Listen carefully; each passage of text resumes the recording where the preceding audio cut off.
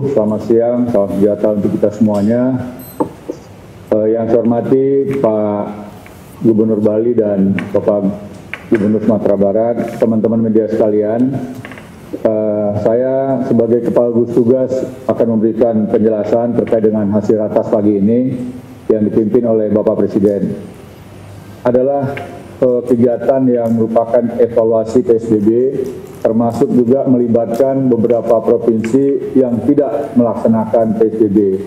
Tujuannya adalah agar setiap daerah bisa saling belajar untuk bisa mendapatkan kelebihan atau juga mungkin melihat hal-hal yang masih belum maksimal untuk dilakukan evaluasi dalam rangka perbaikan.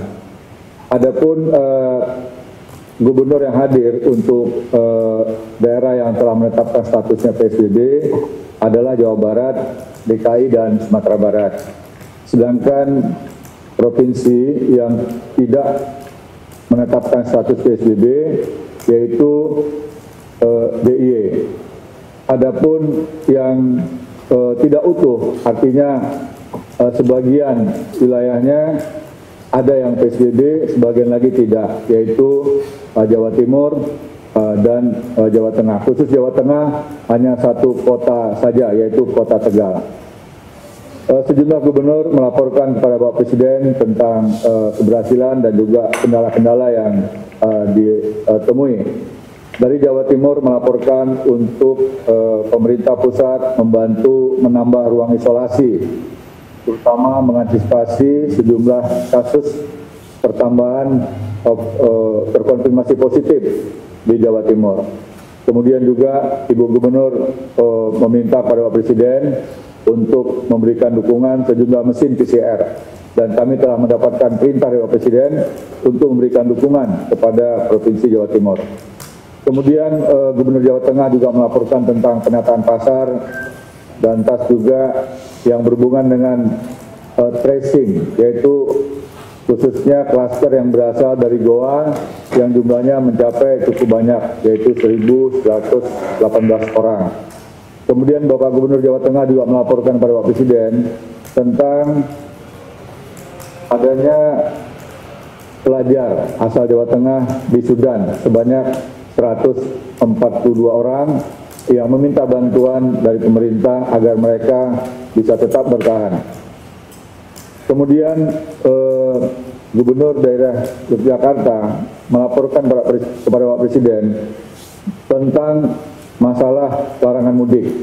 Bagi mereka yang kembali ke Yogyakarta, yaitu perantau yang mudik, dan setelah ada keputusan pemerintah untuk larangan mudik, maka Gubernur DIY akan mengembalikan para pemudik dari wilayah DIY. Kemudian yang berikutnya dapat kami sampaikan bahwa Bapak Presiden menegaskan pemerintah pusat tidak memaksakan PSBB pada daerah-daerah.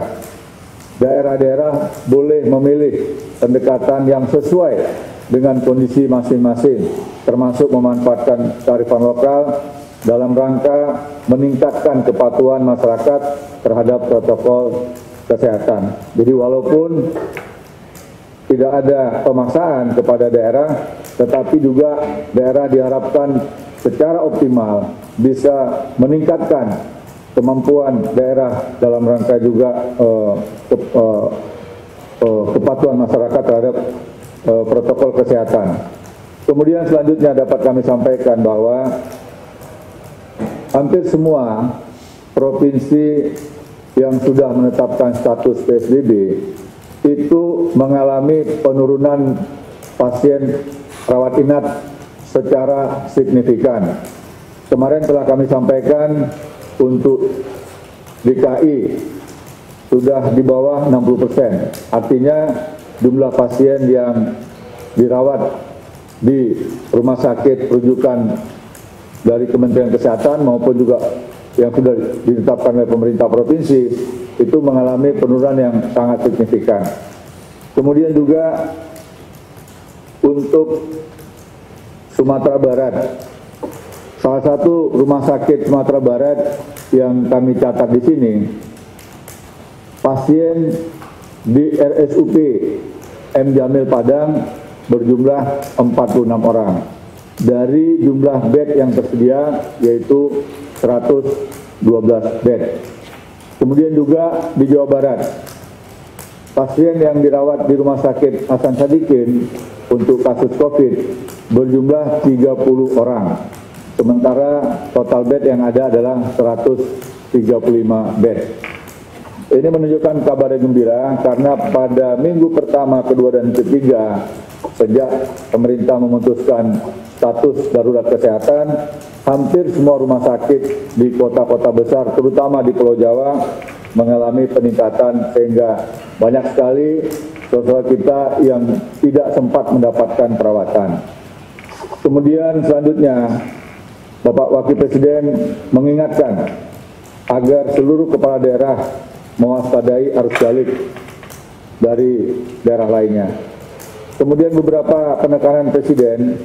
Yang pertama, Presiden memberikan apresiasi kepada seluruh gubernur yang telah bekerja keras untuk menekan laju kasus penambahan positif di masing-masing daerah, termasuk meningkatkan pasien menjadi sembuh dan mengurangi angka kematian.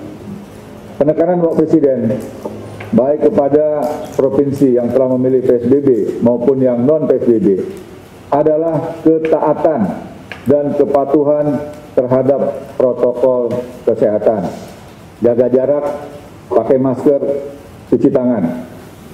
Kemudian juga melakukan testing secara masif, tracing secara agresif, dan isolasi yang ketat. Artinya setelah seseorang diputuskan positif COVID dan juga masyarakat yang sudah terpantau sebagai ODP agar tidak melakukan aktivitas di luar rumah. Kemudian penekanan Bapak Presiden yang terakhir adalah dinamika setelah selesai Lebaran sangat tergantung dari perkembangan yang terjadi di semua daerah, khususnya tentang kesungguhan kita semua untuk mematuhi protokol kesehatan selama 2 minggu terakhir. Demikian kiranya penjelasan yang dapat saya sampaikan. Selanjutnya saya kembalikan kepada Biro Pers Media. Wabillahi taufiq wal hidayah. Wassalamualaikum warahmatullahi wabarakatuh.